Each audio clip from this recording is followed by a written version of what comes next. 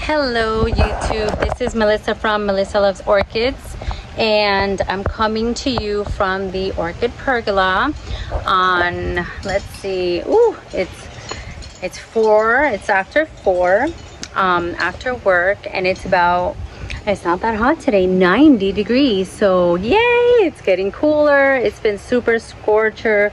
This summer's been a super scorcher, but now it seems like maybe, hopefully, it gets better.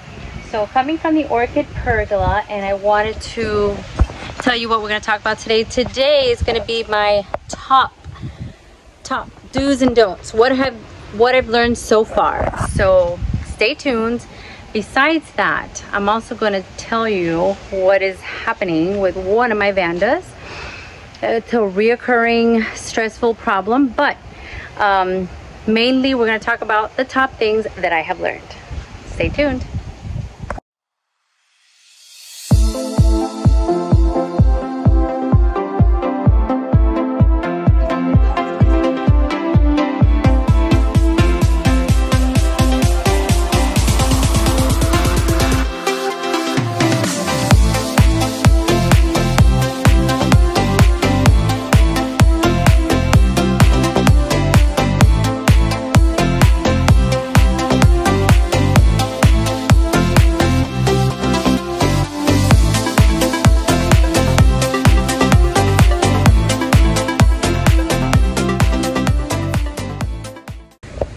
So right over here, we had my beautiful Pachara Delight Pink. So she was right over here in between my favorite, the Bantram, and the Mimi Palmer, and the Xena, and the Golden the Bloom, and the Ben Fragrance, and this new one that I wanted to show you. This new one that it's opening now. Look at these gorgeous flowers. I am so amazed every time I see them open. I mean, the polka dots, you know, and then what seems to look like a little face staring back at you. So pretty, so pretty. So I'm concerned, and I'll tell you why in a minute. Look how this one's coming out a little funky. So I'm concerned because I believe, if I'm not mistaken, this lovely one right here and my pink Pachara Delight, I'm going to show you where she went because she was intermingling with unwanted visitors, if you know what I mean. This one was my purple Pachara Delight. This is the purple one, and the bloom spikes seem to be dying off. So I said, okay, I'm not gonna keep her there wasting energy on the bloom spike dying off. I'm just gonna cut it off because I have, you know, all the others, and I don't want to just keep, you know, I found it kind of selfish to keep it going while it wasted energy trying to kill off that bloom spike. So let me tell you what happened. I see that the flowers in the middle, like for example, if the middle of this flower started browning and turning like a burnt color, I would freak out because I've already gone through this. It's almost like a post-traumatic stress. I already went through this. So I will show you where I have banished her to. I took her out because unfortunately it just took me 2 seconds to see that she had some bugs, and I think that we're talking thrips again.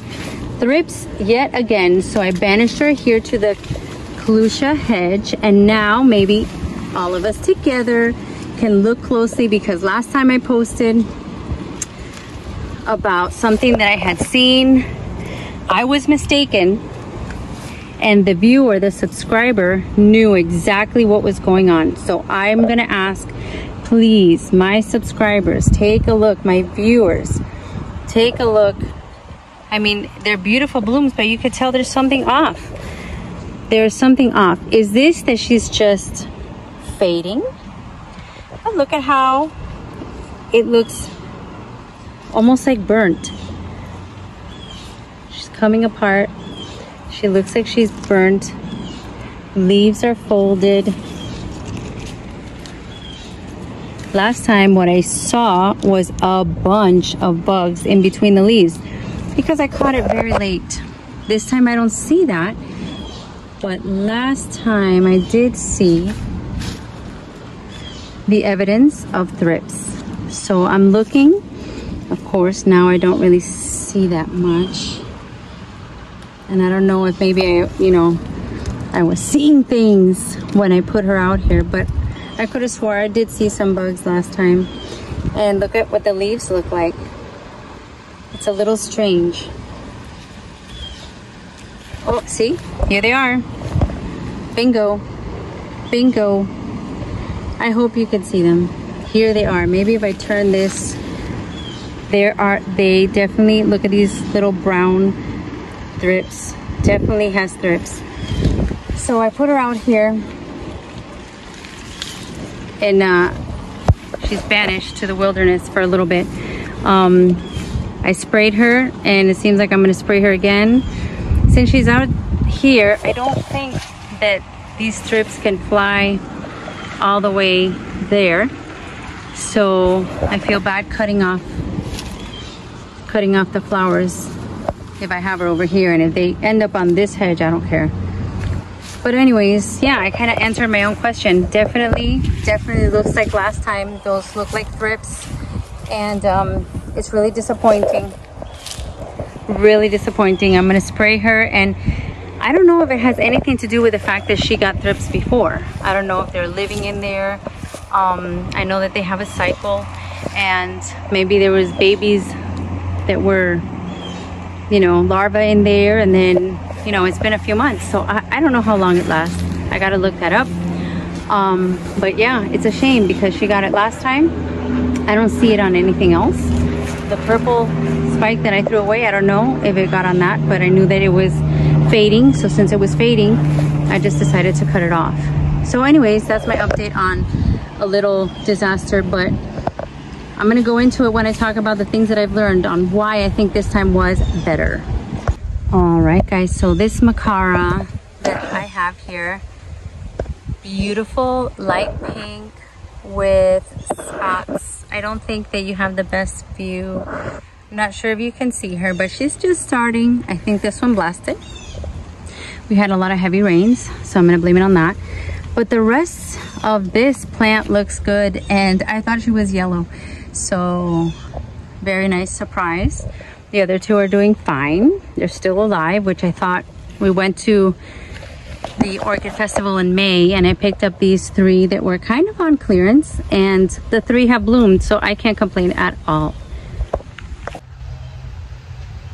Hi guys, so we are back. I am out here, kind of like in the back of my yard, behind the tree, and it's so peaceful to be out here. The kids are in the house. I don't think they've even noticed that I've escaped. And I have my notes because I wanted to do this video, especially for the new growers out there. And, kind of like this is what I've learned.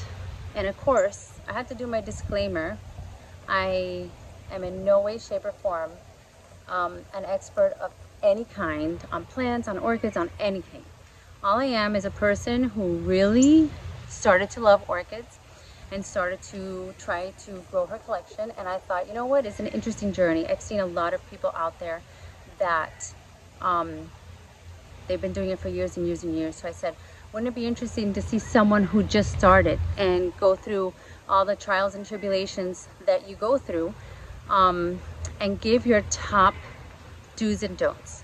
So this is mostly a don't. Well, maybe a do's too. But anyways, I wanted to start with what is this? I'm gonna have to start backwards. I have to start backwards. And this is, I think, number 8. If I'm doing, no, this is number 9. So number 9, I would say it's very important to space out your plants. At first, I didn't have that much room, so I put them all together. And if you have any kind of bugs, if you have fungus, a lot of the bugs will fly from plant to plant. The fungus can spread with a splash of water.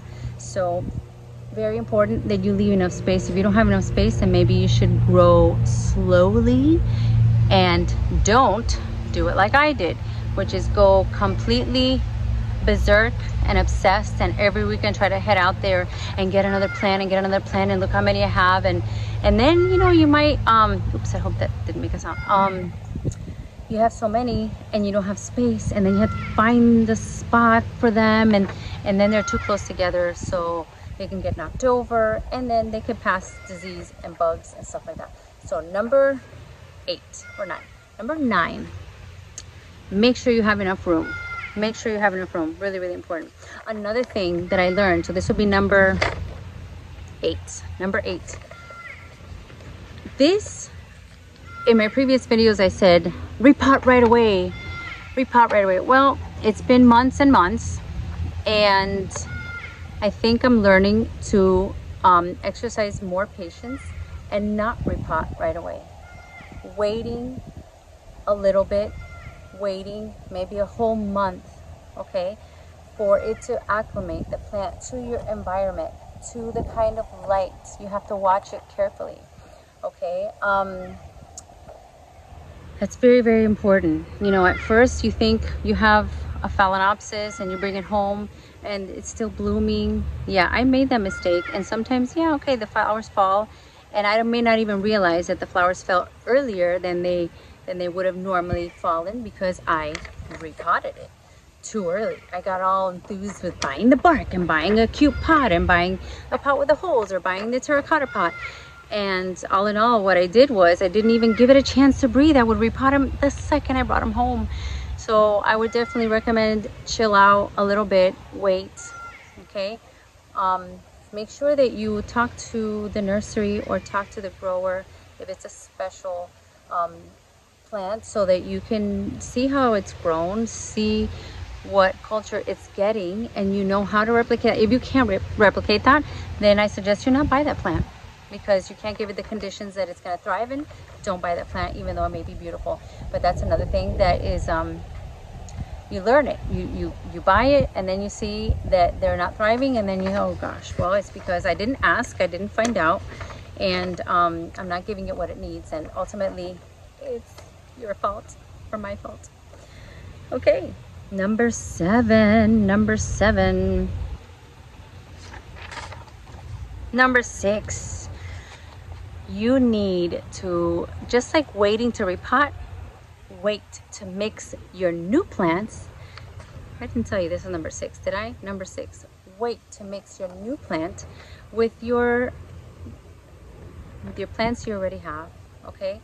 And because of these same reasons, you need for a period for it to acclimate to its new environment. And you could start reading the signs. If you see wilty leaves, if you see sunburn spots, all that I've gone through, and you think you're doing the right thing, but you're not patient, you mix it up, and then you don't know if it's because of sun, because of water, because of, you don't know. So definitely have a time period. I think a couple of weeks is probably sufficient if you're watching it daily to make sure that there's no bugs on it, that there's no something that turns up, the leaves start doing something wackadoodle. A lot of times, you know, I repotted before and immediately I would see that, oh, it's not doing good, let me take it out and see what's going on. Oh my gosh, I was so hasty before, and now I think I'm learning much more patience and giving them time. Just like a person, if a person goes to a new city, a new environment, it has to learn its surroundings before you even know if, you know, if they like it there. You know, you got to give them time. So give them time, and don't put them with the rest until you've given it time where you can watch it and make sure that it's not infested, because that could happen. I think that's how I got thrips, honestly. And I'm not going to say the nursery, because I'm not here to bash any nursery, because maybe they didn't even know. But I brought a van to here, and it wasn't Bang Jong. I have to say that. It wasn't. I've never gotten anything wrong with it from Bang Jong, but I got it from another nursery that normally doesn't have a lot of vandas. I brought it home, and that one mixed with the other one, and before I knew it, it was like infestation from 0 to 100, because I didn't even know what thrips were back then. So have an observation period where you are not mixing them, okay? I think we're on number Number five, the water. Okay, so the water is very, very, very important. Anybody who tells you water once a week, water every 10 days, water every 3 days, anybody who tells you that without knowing your plant, what it's in, where you're keeping it, the exact weather, okay, no matter how much of an expert they are, it really isn't accurate. And I'll tell you why. I could have the same plant in a different place, in different media, in a different pot, okay, getting different ventilation. That plant is going to need to be watered a different way, even if it's the same exact plant. Do you understand what I'm saying? It depends. It all depends. Now, I definitely use the stick your finger in and see if it's wet method, but still, remember, some need to be completely dry before you water. Some like to be halfway dry. A lot of orchids don't like wet feet at all. So, you know, you want to make sure it dries, but not too much to where the roots are, you know, completely damaged. So the dog from next door is watching me like, what is this crazy woman doing? I never do this, not out here. But I want to, you know, if my daughter is going to come out yelling and screaming, at least I'm aware. It's not going to be a surprise in the middle of the video. But anyways, so I just recently got my orchid pergola. And at first I thought, okay, I'm going to buy this shade and it says water resistant, so the water's not going to come through. Big mistake. Kind of dummy mistake, because, you know, you can see that it's porous. But it said water, but it wasn't like that. It meant, obviously, now in hindsight's 2020, obviously in hindsight it was that it can get wet and it's not going to be damaged. Well, the rain goes right through it. So water control has been on the top of my stress list, and I'm not I'm not completely stressed out because I have a lot of fast draining pots and medium, but at the same time, when it rains day after day after day, then I'm like, oh my gosh. So controlling the water, I would say, is the best way. I'm still, like I've said in previous videos, I am still going to see if I can put some kind of a plastic covering or something to control the water so that I decide when they need water. And I know the vandas will be fine, but I have more than just vandas, obviously. So I need to, especially the phals and stuff. And luckily I have found everything that has any kind of moss in it, and I have changed that, so I don't have that worry. But still, you can have plants that don't need water every day, and if it rains every day, I gotta fix that situation. So definitely be in control of the water. Okay, one thing that I wanted to add on here that I have to say, I can't say anything about. I bought this pH meter that another subscriber had talked to me about and said, this is a great idea. You need to see the pH of your water. You have to see, you know, because if it's not the right pH, it could not absorb, maybe it doesn't absorb. And there's so much behind that that I just don't understand yet. I'm not at that point yet. So I have the little, meter or whatever you call it. But yeah, I'm not even prepared to say anything about it except for I got it and I'm gonna learn about it. And when I learn about it, I'll include it in whatever I'm doing at that time. But I'm not gonna do it now. So the water, controlling the water. The next one, I think it's four. My number four is definitely with the fertilizing. It needs a lot of, you need to think about it. It needs a lot of thought. It needs a lot of trial and error, the whole process. I started by thinking, someone had said, oh my gosh, my plants, my orchids rebloom and I have never fertilized. And I have never even watered. I just keep them outside. Not my way of growing. Everybody has their own way. That's not my way. My way is more of a, you know, obsessive kind of, you know. So I started to almost seem like I was becoming a chemist, mixing a little bit of Epsom salts and the CalMag and the this and the that. And you could refer to another video to see what I'm doing, because I'm still doing the same as when I made that video. It's working for me. But I did learn that in the beginning, I made a mistake with putting too much fertilizer, and just a little bit too much. I think it was a difference of half a teaspoon. I put a half a teaspoon more than I should have, and I burned a bunch of roots. So I definitely learned that there's a saying in the orchid world to feed weekly, like once a week, and weekly, like not so strong. So it's better to go less strong then more strong, because you can burn the roots. And that's all I'm going to say about that. I burned some roots, I learned, and then I think I found the perfect formula for me now. Wow, all the birds are coming. I feel like Snow White. All the birds. Can you hear that? I hope it's not the lizards and the frogs. Just the birds are fine. Anyways, number 3. Am I number 3? I only have 2 left. I only have 2 left. So I'm going to jump to number 2 because I don't know. Number two is the sunlight. Okay, so what I learned is that, let's say you put them somewhere in the morning, because this is exactly what happened. Number 2, I put the sunlight, put them somewhere, and I looked at the sun that they were getting in the morning, and I left. I came back in the afternoon. They're looking good. They're looking good. 2 or 3 days later, they're all sunburned. And I should have known. The sun of the middle of the day, like around 12, 1 o'clock in summertime in Miami, is scorching. I should have known if a human is going to be out there in that sun, a human will burn. Well, the orchids burned as well. So I had a lot of leaves that got burned, and I had to cut some leaves and all that. So making sure that you are aware of how the sun hits your plants at all times. That's where I failed.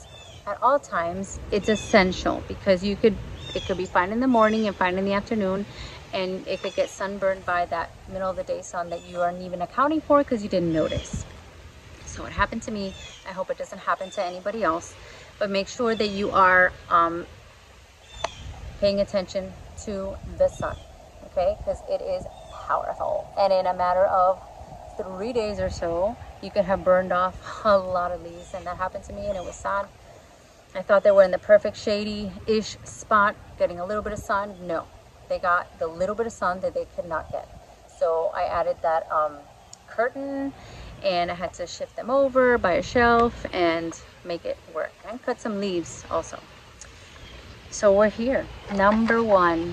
What do you think is going to be my number 1 thing that I have learned? My number 1, daily observation. That has to be my number 1.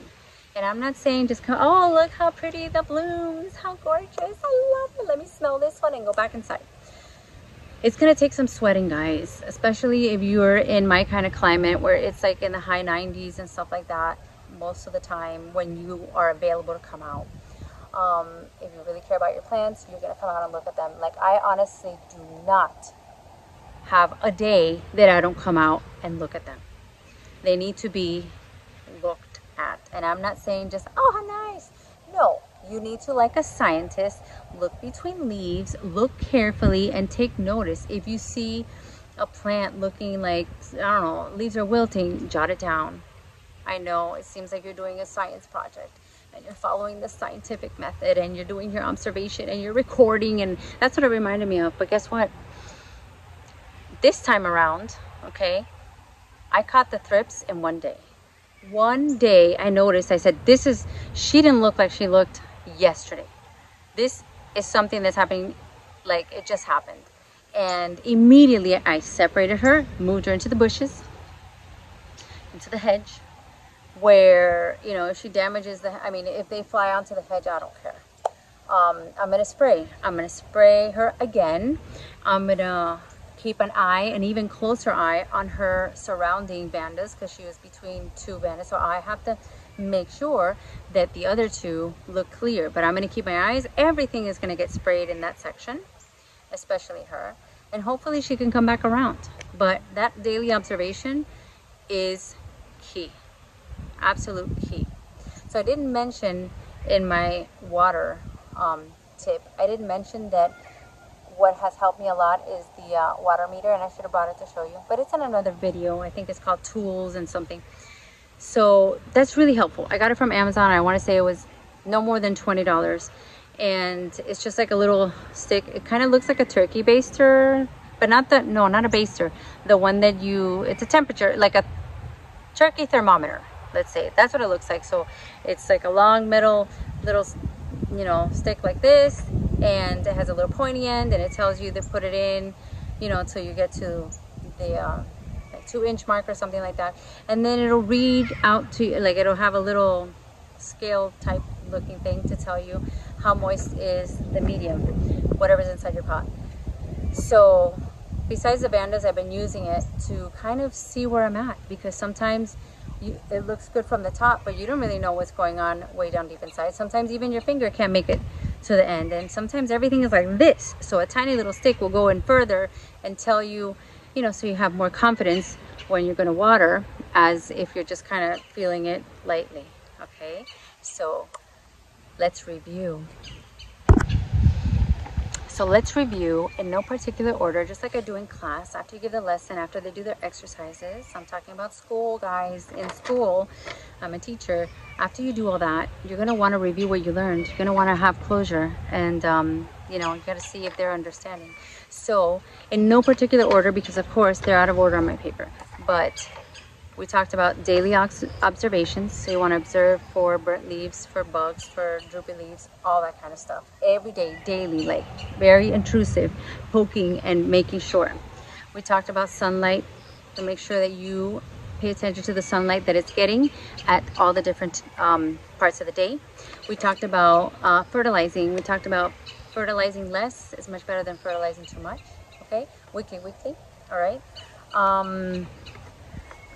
Having a moisture meter and taking care of the water. We talked about that, making sure that you control the water, which is something that I'm trying to do. Quarantining new plants that you buy, quarantining new plants and holding off mixing them with your more established plants until you know for sure that it is healthy and clean and liking the environment. Okay, wait till you have some time, like maybe at the end of the quarantining period when the blooms have fallen, before you repot. Wait to repot, don't do it right away. And space out your plants. So those are all my tips that I have personally learned. This is my opinion. I am not an expert. See, I feel like I have to do the disclaimer all over again. I am not an expert. I am learning, and this is like a vlog to show you how I'm going through my orchid journey. This is not to say that I'm an expert or have any kind of botany degree. No, I have an education degree. I teach kids, and I love to teach them about plants and how to take care of plants, and they love it when we start the project where we bring the seeds and you know, it grows into a plant, and they learn that they need water and sunlight and blah blah blah. But this is what I'm learning so far. So maybe in 6 months I learned something new or something that contradicts what I'm saying here, I'll come right out and say it. I have no problem with that. So if you have any questions, concerns, tips, something that you think that is very important that you learned that you don't mind sharing with me, I would be more than happy to read them in the comments. So far I have read every single comment, and I'm so happy to say, I want to be very transparent and say that I'm really, really grateful. I have not yet received any negative comment at all. Everything has been positive or helpful, like you are teaching me, and so I appreciate that, and I thank you all for subscribing, and I wish that you can share with plant lovers. I do have other plants, so I'm debating whether or not to bring in other plants to our videos. That may be next. I would love to know what you think. But for now, we're gonna keep it to the orchid pergola, my yard, my orchids, and the fairs. Unfortunately, there's a fair this weekend, an orchid fair, and I am going to miss it, but I will put the announcement right here so that you guys can go and enjoy and see what they have if you're local. If you're not, I'm sorry that I couldn't bring it to you, but I'm sure, or almost sure, that probably Nature Nail will be there. And yeah, he always goes to these fairs. I saw him last time at the previous Opie fair. So that is going to be it for me today. I didn't want to talk your ears off, but I am happy to share what I have learned so far. And I didn't think that I would learn so much in some months. You know, it hasn't even been a year yet that I am collecting And I'm ecstatic to not, let's just put it simply, not kill as many plants as I thought would have been killed by now. I don't think there's any cattleyas that have passed or anything like that. All the ones that I think are on the way out, I get advice, I put them in a different situation, and they seem to be okay. A couple of phals have dried up that I had in my classroom getting drafts, and then that they didn't get any water while on spring vacation and all that. So a couple of phals back in the beginning, but everything else, thanks to the viewers giving me advice, thanks to the local people that I've met and people in this community and the vendors that have given me advice also are still alive. So I'm really proud and happy to say that, and I can't wait to keep growing. My husband wishes that I don't keep growing. He doesn't want me to keep growing. He thinks that I have, he's like, it's full already, you have a lot of plants. Like, he doesn't get it. They don't get it. They don't get it. It becomes an obsession. It becomes something that you want to get this one, you want to get this one. Then you see so-and-so, another YouTuber got this beautiful one. Like, there's one that I'm after. And my next video, I already know what that's going to be. That's going to be my wish list, because I don't know. I have to share with you the ones that I am after. And eventually I'm going to have. Like, one of them is called the, oh my gosh, what's the name? Is it Emma Von de Venture? I think it's like related to a Vanda. And it has pink and orange flowers. I mean, I think Blanca from Blanca's Orchid Garden has it. And I'm not sure if Nelson has it, but it's like a famous one, you know. And oh, and the Joanne or Joaquin, or oh my goodness, I can't remember her name, but I know that Dave from